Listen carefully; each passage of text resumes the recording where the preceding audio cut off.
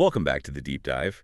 We're continuing our series, cracking open the Manual of Patent Examining Procedure, the MPP, trying to make it a bit more accessible. That's the goal. We're still in Chapter 1400, Correction of Patents, for when you realize that issued patent isn't quite perfect. Right, that sinking feeling. So today we're zooming in. Yep, MPP Section 1444. It's all about the review of reissue oath declaration.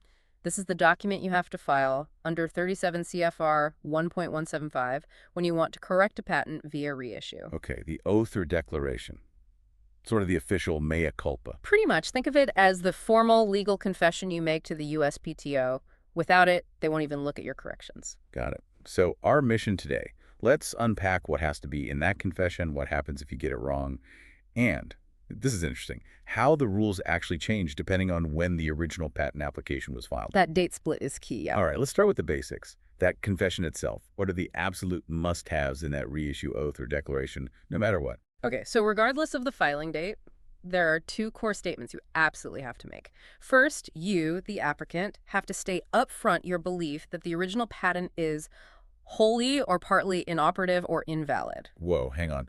Wholly or partly inoperative or invalid, even for like a small typo, that sounds dramatic. It does, doesn't it? But that's the statutory language from 35 U.S.C. 251. Reissue assumes the original patent is fundamentally flawed in some way that needs replacing, not just tweaking. Okay, so it's a high bar from the get-go. What's the second mandatory statement? You have to state the reason for that invalidity. And you're limited here. It has to be either 1, a defective specification or drawing, or 2, the patentee claimed more or less than they actually had a right to claim. So you can't just vaguely say it's broken. You need to categorize the failure under one of those two legal buckets. Precisely. Defective description or wrong claim scope. And there's a third piece, really important. You must clearly identify at least one specific error. You can't just make the general statements. You have to point to something concrete that's wrong and forms the basis for wanting the reissue. So 3 parts. Believe it's invalid, state the legal type of reason, and point to at least one actual error. Miss any of those. And the oath or declaration is deemed insufficient. Full stop. Which brings us neatly to the examiner's role. They're the gatekeepers here, right? What happens when they get this confession and it's, well, not quite right? Yeah, this isn't just a rubber stamp. The MPP is clear. The primary examiner has to personally review every single oath or declaration. They're checking if all those statutory requirements under 35 U.S.C. 251 have been met. Personally review, so it's not delegated. Nope. And if they find a problem, maybe that statement of error is missing or it's too vague, or maybe, the inventor just forgot to sign it. What then? The consequences are pretty immediate and quite severe. The examiner will reject all the claims in the application. All of them, just for procedural slip-up. All of them, under 35 U.S.C. 251. It's a rejection based purely on the defective oath or declaration, not the substance of the claims yet. The office then tells the applicant what's wrong, and you have to file a corrected oath or declaration to fix those specific problems. Wow. So forgetting a signature, which seems like a minor admin thing, leads to a full statutory rejection of every claim. It really highlights how crucial procedure is in patent law. The MPEP even gives that exact example. If you submit an unsigned declaration, the examiner might, technically, accept the filing as responsive so the case doesn't immediately go abandoned. Okay, small mercy maybe. But that 251 rejection, it sticks. It'll be in the next office action, and the application absolutely cannot move forward to allowance until you file that properly signed document. It's a hard stop. Okay, that's a clear warning. Now let's get into that date divide you mentioned. September 16, 2012, the America Invent Act, the AIA. This date apparently creates two different worlds for fixing errors later on, right? Mm-hmm. Especially with these supplemental oaths. It really does. It's a massive difference in the procedural burden and something you absolutely need to track for your applications. Let's talk about the newer ones first, the post-AIA applications, filed on or after September 16th, 2012. Okay, the modern era. For these, thankfully, things got simpler. If you initially identified one error but later you find another one, or maybe the basis for the correction changes slightly, you do not need to file a whole new supplemental reissue oath or declaration every time. Seriously. That sounds like a huge relief administratively. What's the catch? How do you tell the examiner about the new error? No real catch, just clarity. You just need to make sure the new error is conspicuously identified in remarks that you file with your amendment. Conspicuously identified. Yeah. So like make it really obvious in the paperwork you send in. A clear explanation. Exactly. Put it in the cover letter or the remarks section of your amendment. Basically, tell them clearly what the new or different error is. It avoids having to get another formal signed declaration just for that. Like you said, a huge relief. Almost like putting a very clear sticky note on it saying, hey, look at this new error. Kind of, yeah. Now, contrast that with the pre-AIA world. Applications filed before September 16th, 2012. The old rules. Uh-oh's right. For these older cases, the system is much more formal, much more paperwork heavy.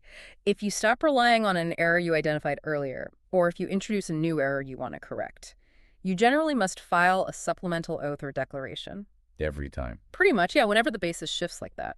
And crucially, for these pre-AIA supplemental oaths, there's specific language required. Let me guess. It involves intent. You got it.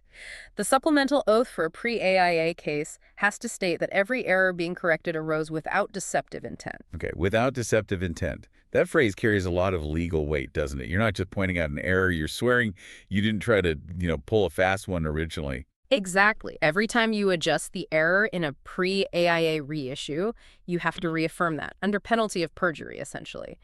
It significantly raises the stakes compared to just making a remark. I can definitely see why they wanted to simplify that post-AIA. So for pre-AIA, if you find a new error after your first oath was okayed, do you have to file the supplemental oath immediately with the amendment? Not always immediately. The MPP mentions that sometimes, if the initial oath was proper, submitting the supplemental oath for newly identified errors can be deferred until allowance. Deferred, okay. But you still have to file it eventually. Absolutely. Okay. It must be filed before the reissue patent can actually be granted. That affirmation about non-deceptive intent is non-negotiable for those older applications. It's the price of admission for correction. All right. Let's shift to what sounds like a real nail-biter scenario. You've gone through prosecution, you get the notice of allowance, you think you're home free, and then someone spots an error. What happens now? Why is this late-game correction such a potential bottleneck? It's a bottleneck because the procedural gears shift entirely. Once that notice of allowance is mailed, you're not really operating under the standard reissue amendment rules anymore. You're now governed by 37 CFR 1.312, which covers amendments after allowance. Rule 1.312, and that rule basically says... So it basically says, hold on, we already proved this. If you want to change something now, you need a very good reason and you need to convince us it won't mess things up. Sounds tough. What specific things does 1.312 demand you explain? You need to provide clear answers to 3 key questions. 1, why is this amendment even needed? What's the justification? Okay, makes sense. 2, why does this amendment not require any further search or examination by the examiner? You have to argue it's a simple fix that doesn't reopen substantive issues. Right, because they're trying to finalize things. And the third... This is often the kicker. Why wasn't this amendment presented earlier? You essentially have to explain the delay. Oof. So you're admitting you missed it or put it off, and you need to justify that delay to the office right before the finish line? That sounds like a high bar. It really can be. Let's say, for example, you realize after allowance you forgot to file a certified copy of a foreign priority document.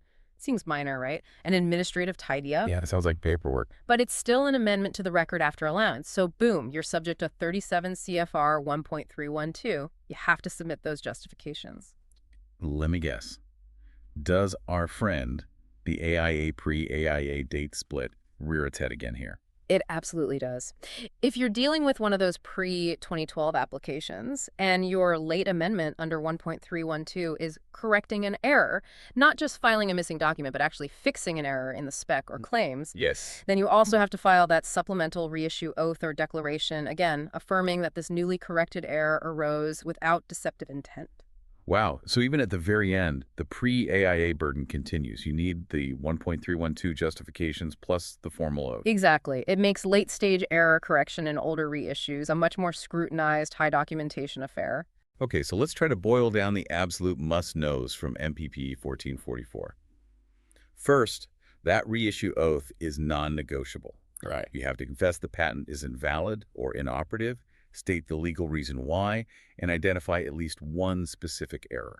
Correct. And if you mess up that initial oath, the examiner wields the power of 35 U.S.C. 251 to reject all your claims based on that procedural defect. Then there's the big date divide, September 16th, 2012. Post-AIA, fixing new errors later is simpler. Just make it conspicuous in your remarks. Right. While pre-AIA means you're likely filing supplemental oaths, complete with that legally significant without deceptive intent language, potentially even for corrections made after allowance under Rule 1.312. It really underscores how much that filing date continues to matter for procedure, which leads to kind of a final puzzle the MPP leaves us with. Oh, what's that? Well, reissue is often talked about as the way to correct inventorship, right? If you need to change who the inventors are on an issued patent. Yes, it's considered a primary mechanism for that. But the MPP guidance, as you pointed out, specifically tells examiners not to allow the simpler ways to correct inventorship, like petitions under 37 CFR 1.48 or 1.324, if you're already in a reissue application. Those have to be dismissed. That's true. Once you're in reissue, you generally have to use the reissue process itself, including the oath requirements, to correct inventorship. So here's the provocative thought for you listeners. Why force applicants down this complex path? Why mandate the formal declaration of patent invalidity, potentially triggering that whole 251 rejection process just to fix who's listed as an inventor, when simpler, less burdensome petition options exist for other applications? It's a great question. It suggests that maybe the USPTO views reissue as such a fundamental reboot of the patent that all corruptions, even ones handled differently elsewhere, must go through the most formal, oath-driven reissue channel once that path is chosen. Maybe procedural consistency trumping efficiency in that specific case. Something to chew on. Definitely something to think about regarding the underlying philosophy of the reissue process. Well, thank you for walking us through the intricacies of the reissue oath review. Super helpful. My pleasure. And just a reminder to everyone listening, this deep dive is for educational and informational purposes. It's a summary, potentially with AI assistance in its creation, not formal legal advice. Absolutely. Always consult the official MPP or a qualified patent practitioner for guidance on your specific situation. And a special thanks to Mike Shepard, our creative director for this series. Yep. Thanks, Mike. Stay curious, everyone, and join us for the next deep dive.